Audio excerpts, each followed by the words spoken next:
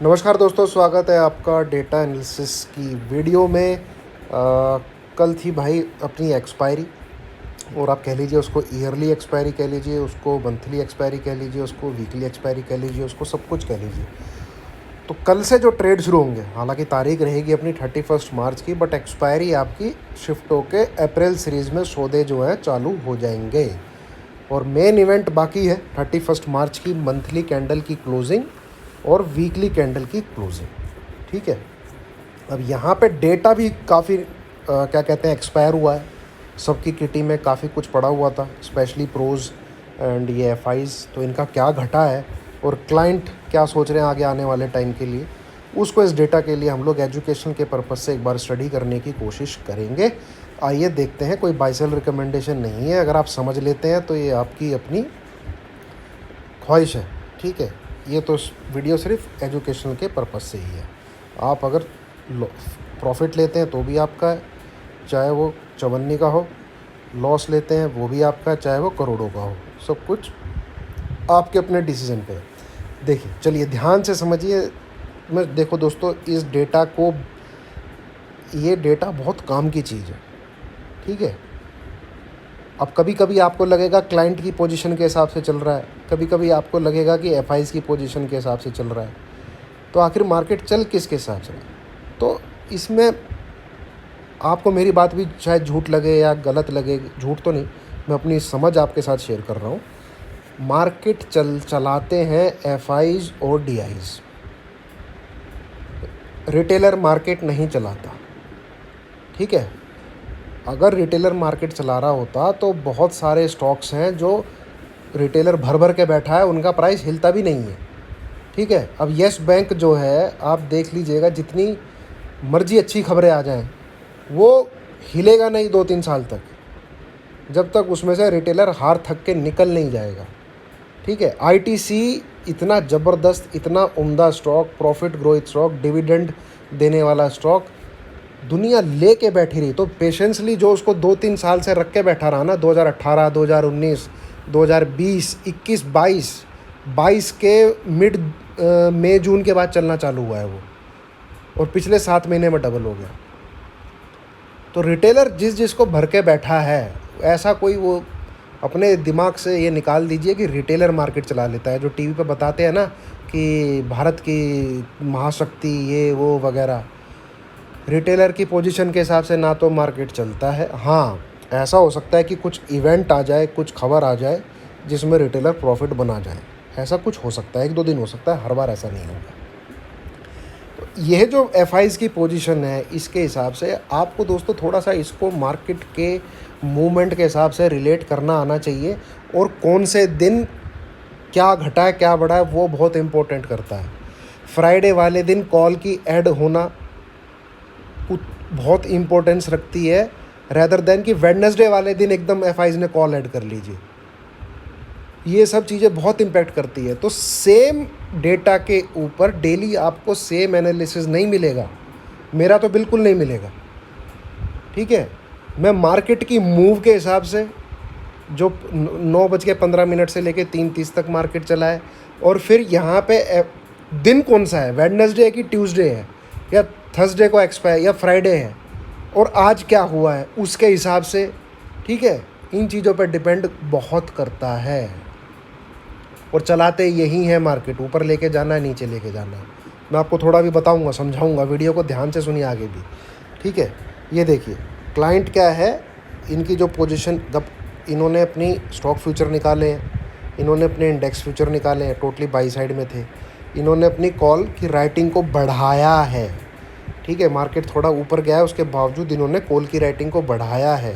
Put की writing कर रखी थी इन्होंने, तो मार्केट ऊपर गया तो कह लीजिए आप इन्होंने प्रॉफिट बुक किया है। ठीक है, अब आते हैं एफआईज की तरफ। एफआईज स्टॉक फ्यूचर थोड़े से निकाल दिए हैं, इंडेक्स फ्यूचर इन्होंने निकाल दिए हैं। देखिए, स्टॉक फ्यूचर नेट में पॉजिटिव थे तो वहाँ पे सेलिंग हुई है, तो एक्सपायर हुए हैं ये। इंडेक्स फ्यूचर ये नेट में सेल में थे। ठीक है, तो वहाँ पे मार्केट ऊपर गया है, जबकि 14-15 तारीख के आसपास मार्केट ने लो लगा दिया था 16,850 के आसपास, और 14-15 तारीख के बाद से ही इनकी जो ये पुट की बाइंग है, ये 5 लाख तक गई है। आप मार्केट की मूवमेंट को भी देखिए। 16,850 के आसपास का लो मेरे ख्याल में 14 तारीख को बना था, या 15 या 16, इन 3 डेट में से बना था। उसके बाद से कंटिन्यूस FIs 4 लाख 5 लाख की पुट बाइंग पकड़ के बैठे हैं। क्या मार्केट गिरा? मार्केट का लो कब बना? उन्हीं 3 डेट में बना। उसके बाद से मार्केट नीचे नहीं गिरा है और FIs पोजीशन पकड़ के बैठे हुए हैं। इसके हिसाब से तो मार्केट 16,000 चले जाना चाहिए था मार्च एंड में। 4 साढ़े 4 लाख 5 लाख प्लस की पुट बाइंग पकड़ के बैठे हैं। ठीक है, तो मार्केट तो गिरा नहीं है। तो वो ये सब चीज़ें जब पीछे से आप देखते आ रहे हैं यार, 4 दिन हो गए 5 दिन हो गए, पुट इतनी बाई कर रखी है, मार्केट बार बार 16,900 से घूम जाता है, कभी कभी 16,950 से घूम जाता है, कभी 16,850 से घूम जाता है, और 16,850 का लो तो बहुत पहले बन चुका है। ठीक है, ये आपको रीड करना पड़ेगा। ये इस डेटा के बेस पे टोटली अगर आप सोचेंगे मार्केट चलता है तो नहीं, पर ये डेटा बहुत कुछ आपको बताता है कि भाई मार्केट में हो क्या रहा है, और डेटा आपको दिखाया क्या जा रहा है, या कह लीजिए आपको दिख क्या रहा है। ठीक है, अब देखिए पुट, अब इन्होंने फिर तो नुकसान उठाया है। इनकी देखिए 1 लाख कॉन्ट्रैक्ट इनके एक्सपायर हो गए यहाँ पे, और जबकि मार्केट तो गिरा ही नहीं है।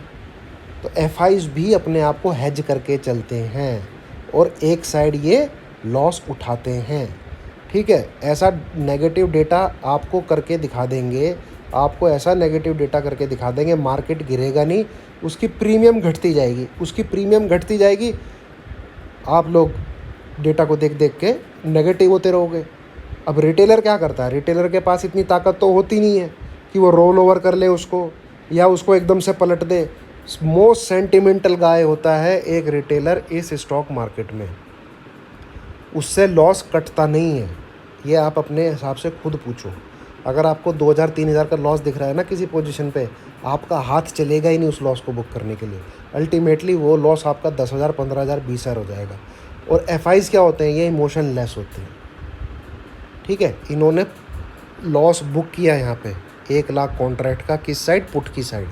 ये एक्सपायर हो गई पुट, मार्केट तो नीचे गिरा नहीं है, तो ये हेज करके चलते हैं अपने आप को।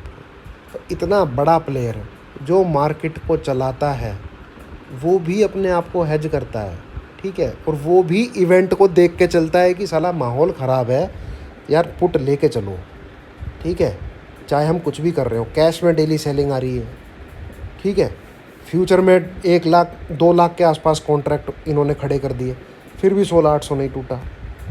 तो ये कर क्या रहे हैं? ये हो आपके दिमाग में घुसा रहे हैं कि गया मार्केट तो, लुट गया मार्केट तो।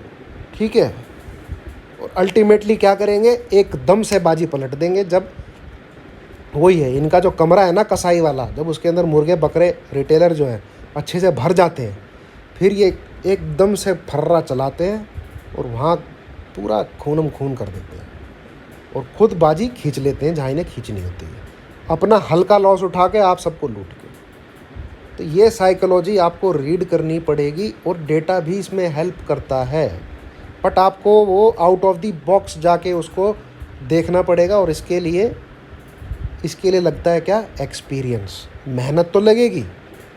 ठीक है, अगर आप सोचोगे है ये डेटा बेकार है, कभी क्लाइंट के हिसाब से चलता है, कभी FIs के हिसाब से चलता है, इसका कोई फ़ायदा नहीं है, तो ऐसी सोच वाले व्यक्ति को तो कभी डेटा रीड करना आएगा ही नहीं।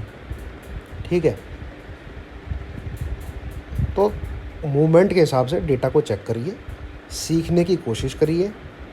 आप 16,950 के जो मैंने चार्ट पे ट्रिपल बॉटम बताए थे, उस दिन का डेटा भी शीट निकाल के देखिए, और ये पिछले 5-6 दिन से जो 10 दिन से डेटा आपको दिखाया जा रहा है, 4 lakh plus put buying, 5 lakh plus put buying, ये डेटा भी निकाल के देखिए और मार्केट की मूव को रिलेट करके देखिए।